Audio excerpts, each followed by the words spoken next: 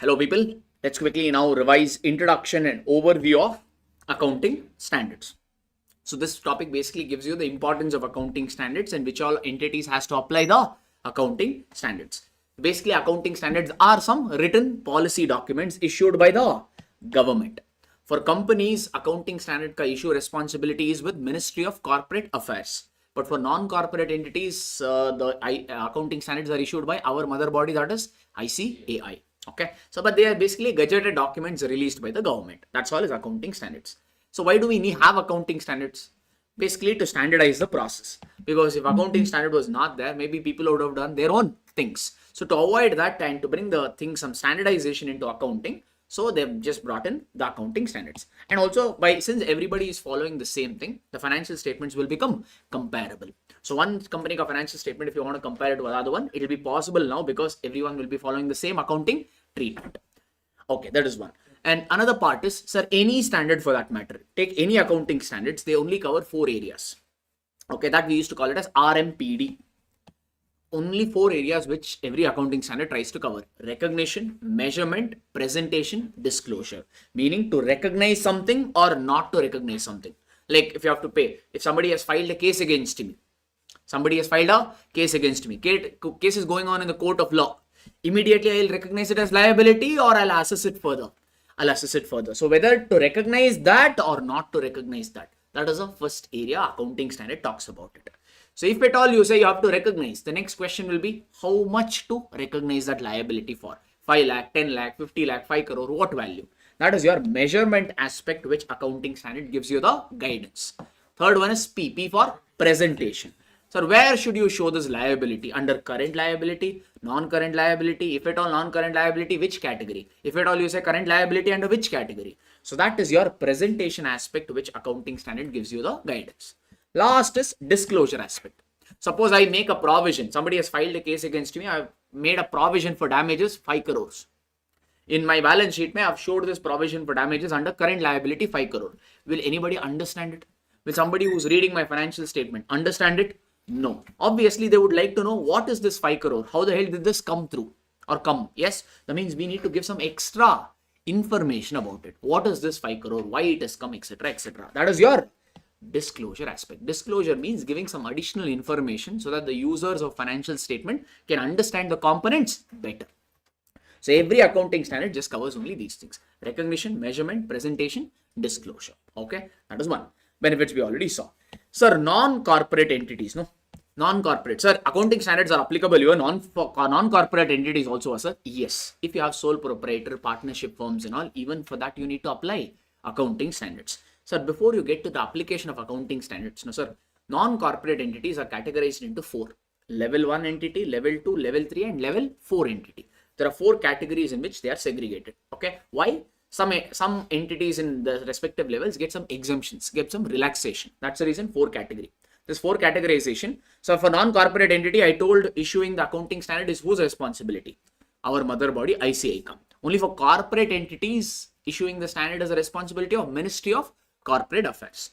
So our ICAI has categorized non-corporate entities into 4. Level 1, level 2, level 3, limit. So level 4, yes. So these sort of questions, this is little popular from this particular chapter. If at all it comes, probably it will be this one or one more question which I will take you through. Okay, they will give some data and they will ask you to classify an entity either as a level 1, level 2, level 3 or level 4. The same has been asked in RTP question also. I will take you through.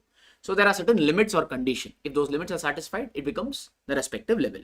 So, and you have to remember these limits. This is pure memory, no logic. These are simply rules which you need to remember and apply. For it to be a level 1 entity, or those entities we call it as level 1 entity. One is if they are already listed or in the process of listing their shares or debentures, whether in India or abroad. That is one. Okay, if you are already listed or if you are in the process of listing, then you become a level 1 entity. Or if you are doing a banking business or financial institution business, or if you are a banker, financial institute or an insurance company, then you become a level 1 entity. Doesn't matter what your turnover is, what your net worth is, irrelevant. If you are a banker, financial institution or insurance company, you are automatically a level 1 entity. For other entities, if your turnover exceeds 250 crore, for you to be a level 1 entity, your turnover should exceed 250 crore and your borrowing should exceed 50 crore. If any of these are satisfied, you are a level 1 entity. Okay, these you need to remember. Is that okay? Turnover exceeding 250 crore, borrowing exceeding 50 crore. That's for level 1. Next is your level 2 entity. If you want to become a level 1 entity, your turnover will exceed 50 crore, but it will not exceed 250 crore. The turnover exceeds 50 crore, but does not exceed 250 crore. And your borrowing exceeds 10 crore, but does not exceed 50 crore. That is the limit for level 2 entity. Okay. For level 3 entity, what was the borrowing limit for level 2? Exceeds 10 crore, but does not exceed 50 crore. That becomes your turnover limit for the level 3 entity. Level 3 entity are that entity where turnover exceeds 10 crore but does not exceed 50 crore, or borrowing exceeds 2 crore but does not exceed 10 crore. All these limits you have to remember, they will not give you.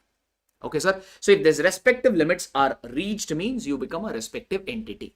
Okay, level 4 entity is a residual category. If you are not a level 1, not a level 2, not a level 3, automatically you are a level 4 entity. Like that, the categorization is made. So why the categorization is made? Because as I told you, they will get some relaxation.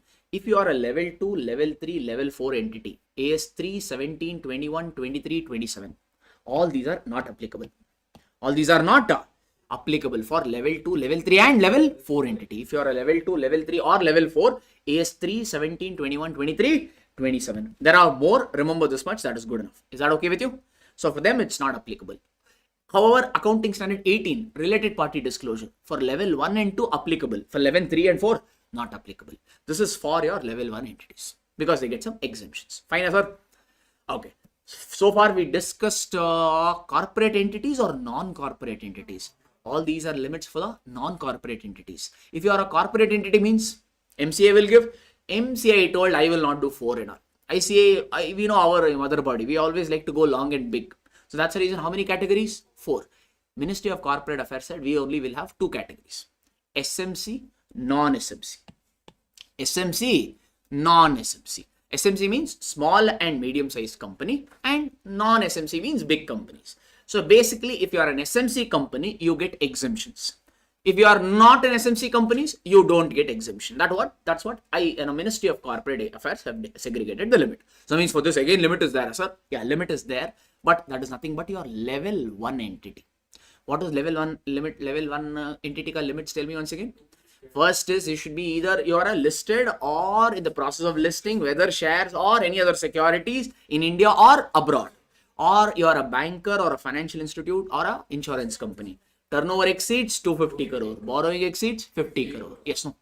If none of the conditions are satisfied, you are an SMC. So if level 1 ka conditions are not satisfied, means you become a SMC. That means redraft the condition for SMC now. SMC means they are those companies which are not listed or in the process of getting listed in India or abroad. Okay. The SMC means that company which is not into banking or a financial institute or which is doing some insurance business. Their turnover will not exceed 250 crore. Their turnover, the borrowing will not exceed 50 crore. That's it. So that means this limit is not new. It is level 1 ka ulta limits. That's all. Okay. If level 1 limit is not satisfied, means you automatically become a SMC. SMC also gets an exemption. AS17 is not applicable in full. AS17 talks about segment reporting. That is not applicable in full. SMC companies can take that relaxation. And with respect to few things like AS15, 19 and 21, they get some disclosure and some other exceptions. Remember this much. There are a lot of exceptions category. It's maybe a little difficult to remember everything. I feel this much is good enough. Is that fine with you, sir? Okay. This is about for corporate entity. If you are not an SMC, automatically you are a big company. For big companies, every standard has to be applicable. No relaxations. That's all. All right. So now some questions. That's all is a concept that can come from this standard. 1 or 2 questions we'll quickly take. First, I think you know the limits or you remember the limits. Let's see how well you remember the limits. So, so they have given different cases. You need to tell whether the entity is level 1, level 2, level 3 or level 4. That's all. Rama Textiles. Turnover of this company exceeds 10 crore but does not exceed 50 crore. Okay. So what sort of an entity is this Rama Textile? Level 3 entity.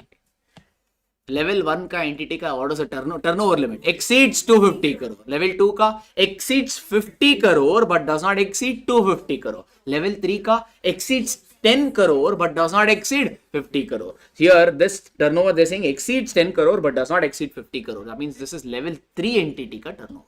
Okay. So Rama Textile here is a level 3. There's an RTP question. Okay. Alright. Star Industries is having a borrowing in excess of 2 crore but does not exceed 10 crore. What sort of an entity is this? Borrowing limit exceeds the 2 crore but does not exceed 10 crore. What limit?